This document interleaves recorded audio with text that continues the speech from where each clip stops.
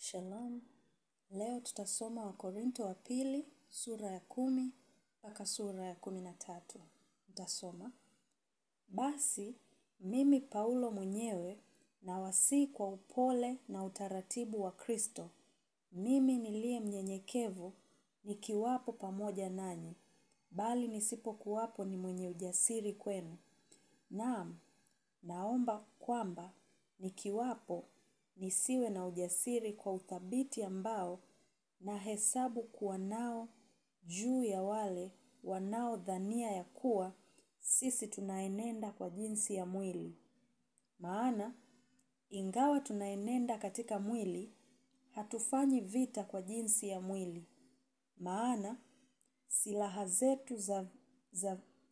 za vita vyetu si za mwili, bali zina uwezo katika Mungu hata kuangusha ngome.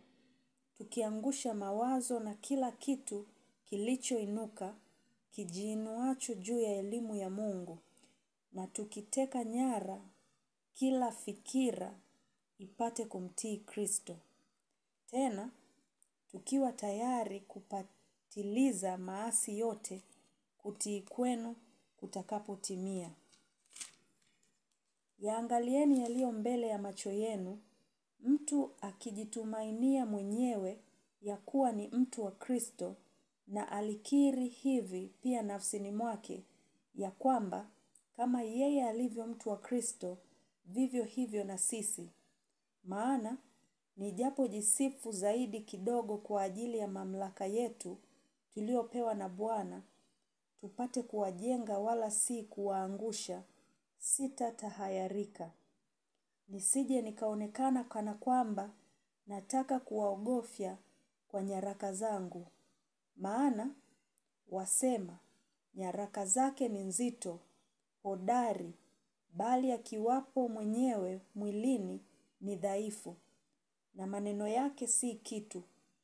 Mtu kama huyo na afikiri hivi ya kwamba, jinsi tulivyo kwa maneno katika nyaraka tusipokuwapo, ndivyo tulivyo kwa matendo tukiwapo. Kwa kuwa, hatuthubutu kujihesabu pamoja na baadhi yao wanaojisifu wenyewe, wala kujilinganisha nao, bali wao wenyewe wakijipima nafsi zao na nafsi zao, na wakijilinganisha nafsi zao na nafsi zao, hawana akili.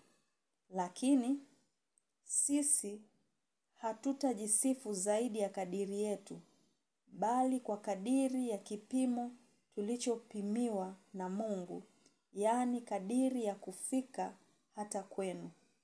Maana, hatujitanui nafsi zetu kupita kadri yetu, kana kwamba hatuwafikii ninyi, kwa sababu tulitangulia kufika mpaka kwenu katika Injili ya Kristo.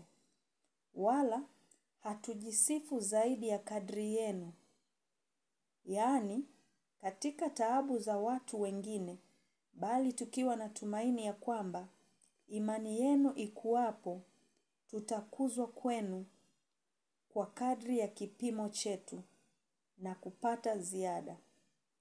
Hata kuihubiri Injili katika nchi zilizo mbele kupita nchi zenu. Tusijisifu katika kipimo cha mtu mwingine kwa mambo yaliyokwisha kutengenezwa. Lakini, yeye ajisifuye na ajisifu katika Bwana. Maana, mtu mwenye kukubaliwa si yeye ajisifuye, bali yeye asifiwaye na Bwana. Sura ya 11. Laiti mngechukuliana nami katika upumbavu wangu kidogo, naam, mchukuliane nami. Maana, nawaonea wivu wa Mungu, kwa kuwa niliwaposea mume mmoja, ili nimletee Kristo bikira safi. Lakini, nachelea kama yule nyoka alivyomdanganya Hawa kwa hila yake, asije akawaharibu fikira zenu, mkauacha unyofu na usafi kwa Kristo. Maana, yeye ajaye akihubiri Yesu mwingine ambaye sisi hatukumhubiri, au mkipokea roho nyingine msioipokea, au injili nyingine msioikubali, mnatenda vema kuvumiliana naye. Maana nadhani ya kuwa mimi sikupungukiwa na kitu walichonacho mitume walio wakuu. Lakini nijapokuwa mimi ni mtu asiyejua kunena, hii si hali yangu katika elimu, ila katika kila neno tumedhihirishwa kwenu. Je, nalifanya dhambi kwa kunyenyekea ili ninyi mtukuzwe, kwa sababu naliwahubiri injili ya Mungu bila ujira? Naliwanyang'anya makanisa mengine mali yao, nikitwaa posho langu ili niwahudumie ninyi. Maana nami nilipokuwa pamoja nanyi na kuhitaji sikumlemea mtu. Maana hao ndugu waliokuja kutoka Makedonia walinipa kadiri ya mahitaji yangu. Nami katika mambo yote nalijilinda nafsi yangu nisiwalemee hata kidogo. Tena nitajilinda. Kama vile ile kweli ya Kristo ilivyo ndani yangu, hakuna mtu atakaye nifumba kinywa katika kujisifu huku, katika mipaka ya Akaya. Kwa nini? Je, ni kwa sababu siwapendi ninyi? Mungu anajua. Lakini nifanyalo nitalifanya, ili niwapinge hao watafutao nafasi wasipate nafasi, ili kwamba katika neno hilo wajisifialo waonekane kuwa kama sisi. Maana watu kama hao ni mitume wa uongo, watendao kazi kwa hila, wanaojigeuza wawe mfano wa mitume wa Kristo. Wala si ajabu, maana Shetani mwenyewe hujigeuza awe mfano wa malaika wa nuru. Basi si neno kubwa watumishi wake nao wakijigeuza wawe mfano wa watumishi wa haki, ambao mwisho wao utakuwa sawasawa na kazi zao. Nasema tena, mtu asidhani ya kuwa mimi ni mpumbavu. Lakini mjaponidhania hivi, mnikubali kama mpumbavu, ili mimi nami nipate kujisifu kidogo. Ninenalo silineni agizo la Bwana, bali kama kwa upumbavu, katika ujasiri huu wa kujisifu, kwa sababu wengi wanajisifu kwa jinsi ya mwili, mimi nami nitalisifu. Ninyi, kwa kuwa mna akili, mnachukuliana na wajinga kwa furaha. Maana mwachukuliana na mtu akiwatia utumwani, akiwameza, akiwateka nyara, akijikuza, akiwapiga usoni. Na nena kwa jinsi ya kujidhili, kana kwamba sisi tulikuwa dhaifu. Walakini, akiwa mtu anao ujasiri kwa lolote, na nena kipuuzi, mimi nami ninao ujasiri. Wao ni Waebrania, na mimi pia. Wao ni wa Israel, na mimi pia. Wao ni uzao wa Ibrahim, na mimi pia. Wao ni wahudumu wa Kristo, na nena kiwazimu. Mimi ni zaidi.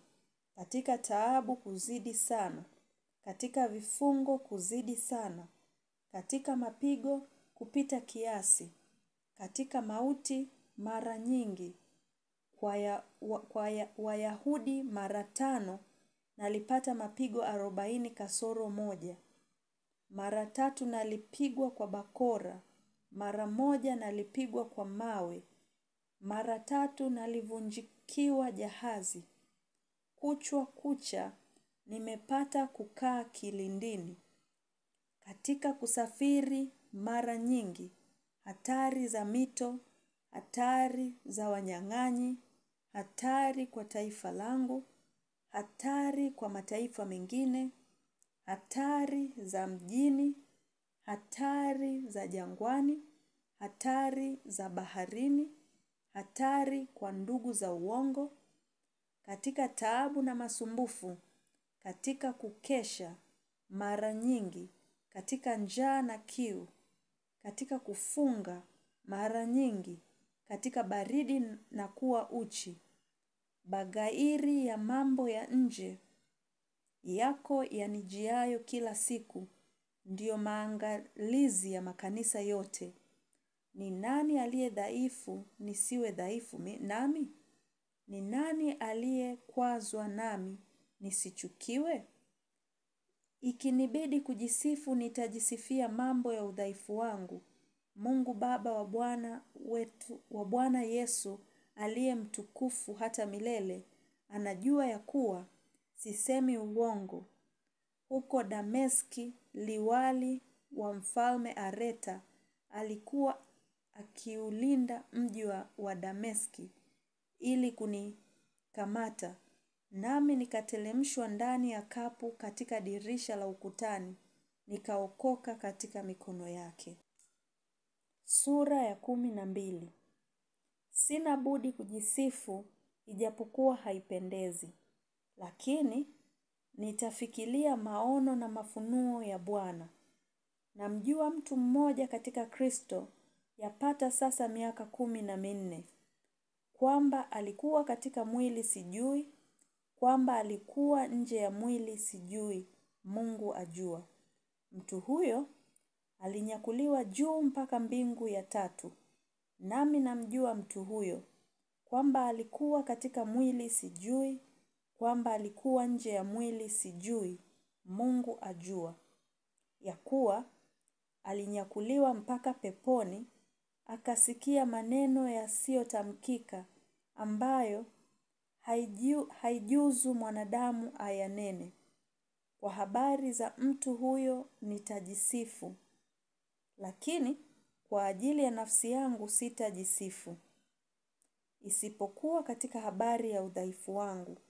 Maana kama ningetaka kujisifu singekuwa mpumbavu, kwa sababu nitasema kweli, lakini najizuia, ili mtu asinihesabie zaidi ya hayo ayaonayo kwangu au kuyasikia kwangu.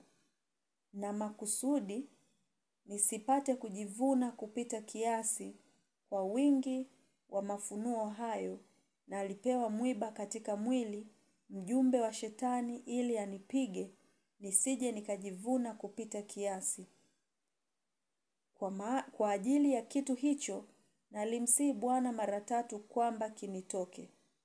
Naye akaniambia, neema yangu ya kutosha, maana uweza wangu hutimilika katika udhaifu.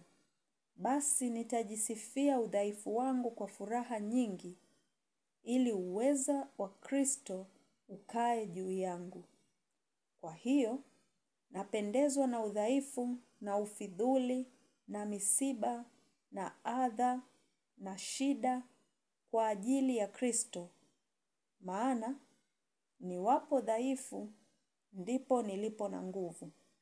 Nimekuwa mpumbavu, ninyi mmenilazimisha, maana ilinipasa nisifiwe na ninyi, kwa sababu sikuwa duni ya mitume walio wakuu kwa lolote, nijapokuwa si kitu. Kweli ishara za mtume zilitendwa katikati yenu katika saburi yote, kwa ishara na maajabu na miujiza. Maana ni kitu gani mlichopungukiwa kuliko makanisa mengine, ila kwa kuwa mimi sikuwalemea? Mnisamee udhalimu huu. Tazama, hii ni mara ya 3 ya mimi kuwa tayari kuja kwenu, wala sitawalemea. Maana sivitafuti vitu vyenu, bali nawatafuta ninyi. Maana haiwapasi watoto kuweka akiba kwa wazazi, bali wazazi kwa watoto. Nami, kwa furaha nyingi, nitatapanya kwa ajili ya roho zenu.